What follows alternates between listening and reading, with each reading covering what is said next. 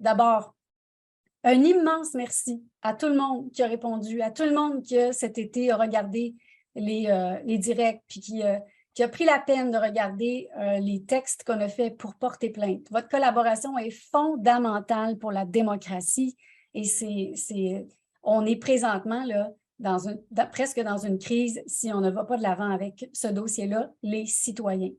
Et ce qu'on veut faire avec vous, c'est de s'assurer qu'on fasse pression sur le prochain gouvernement pour qu'on ne soit pas à vue de nez, pour qu'ils nous rendent des comptes, pour qu'on ait la mesure précise de ce qu'ils vont faire de la collecte de nos données par respect des lois, puis comment ils vont s'assurer qu'on respecte que les lois sont respectées.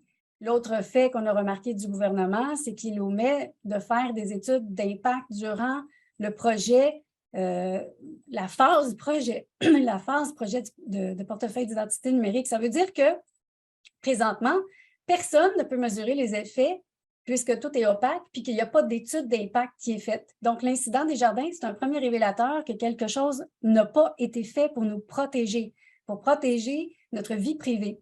Et ça, c'est des études d'impact du gouvernement qui n'ont pas été faites. Ça veut dire qu'il n'a pas de mesures à nous offrir. Je mets votre attention ici pour les questions qu'on a soulevées dans les derniers directs, juste pour vous allumer sur quelques petits trucs, là. Est-ce que le gouvernement est légitimé de préparer un portefeuille d'identité numérique pour chaque citoyen sans les avoir consultés? Pourquoi le Mouvement des jardins et les banques exigent les mêmes renseignements personnels que le gouvernement? Doit-on renoncer à nos droits fondamentaux, à nos droits à la vie privée en échange de fournir des renseignements privés? La réponse est non. La réponse est non. Et c'est ce qu'on nous demande présentement.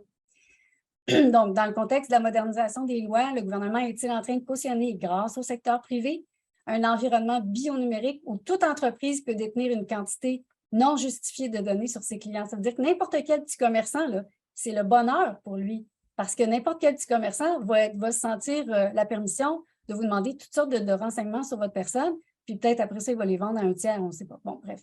Est-ce que c'est normal? Toute cette situation-là, c'est ça qu'on pose comme question.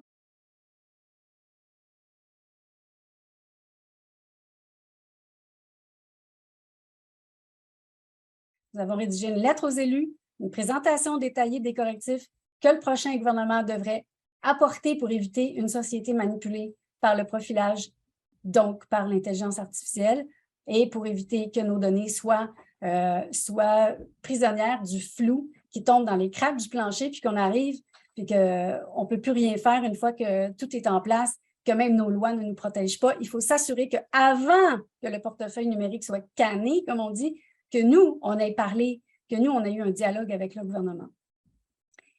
Sinon, on va se retrouver dans le gouvernement de la grande noirceur 2.0 si on continue comme ça. Donc, l'implantation d'un portefeuille d'identité numérique qui omet des lois, qui refuse de donner des budgets à notre chien de garde pour vérifier les élus, qui donne plus d'importance à la cybersécurité, qui ne garantit pas la protection de nos données, qui tend vers des technologies centralisatrices, qui crée des vases communicants avec les institutions financières sans consulter les citoyens concernés, ça soulève beaucoup de questions. Au premier chef, l'éthique et sur le respect des droits de la vie privée. Donc, on a beaucoup de questions à poser au gouvernement. La campagne électorale est bien commencée. Je vous suggère fortement, puis on va vous en parler, là. On va vous donner des outils pour y aller. Donc, il y a des pans entiers de noirceur dans le système qui s'implante présentement. Et on ne veut pas assister à la naissance d'un gouvernement de la grande noirceur 2.0. Donc, il faut qu'on parle. À ceux qui n'ont pas encore porté plainte, merci beaucoup pour ceux qui l'ont fait. Je vais vous dire après qu'est-ce que ça va donner. Donc, c'est fondamental parce que justement, si on ne fait pas cette plainte, les commissaires à la protection de la vie privée ne pourront pas déclencher d'enquête pour forcer les institutions financières à cesser la pratique qu'ils font présentement. Donc, voyez-vous, si on fait pression sur la Commission d'accès à l'information pour que les budgets soient grossis et qu'ils puissent enfin devenir les vrais chiens de garde de nos données personnelles, de nos renseignements, et si on fait de la pression pour dire on n'est pas content de ce qui se passe dans nos institutions bancaires, bien, ça fait en sorte que la Commission d'accès va avoir plus de pouvoir, plus de force pour enquêter.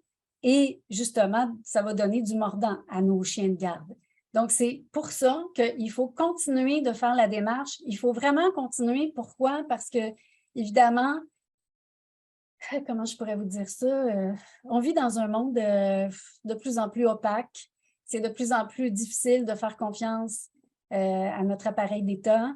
Et donc, ça demande encore plus de vigilance. Fait que le contraire de la démission, c'est ce que j'ai envie de vous dire aujourd'hui. Arrêtez de démissionner. Arrêtez de démissionner, puis on a des démarches, puis des procédures. Il faut y aller. Il faut aller dans notre système. Il faut mordre dedans pour dire, voici ce qu'on veut. Donc, cette démarche va durer un certain temps. Ça va prendre un certain temps parce que les gens qui travaillent au commissariat, ils en arrachent. Je veux dire, c'est difficile pour eux de faire des recherches puis d'accélérer des recherches parce qu'ils n'ont pas les budgets qu'ils font. Ils ne sont pas soutenus par les gouvernements, souvent. Et donc, c'est pour ça que c'est important qu'on continue de dire, « Hey, nous, on compte sur vous. On tient à vous. » Et ça envoie aussi un signal au gouvernement et aux futurs élus, aux futurs ministères, ministres, que ça compte pour nous que la Commission d'accès à l'information nous protège. Ça compte pour nous qu'il y ait autant de millions de dollars octroyés à la cybersécurité qu'à la protection des données privées. Sinon, on va glisser vers un gouvernement qui ne protège pas nos données privées, qui va ouvrir la porte au profilage.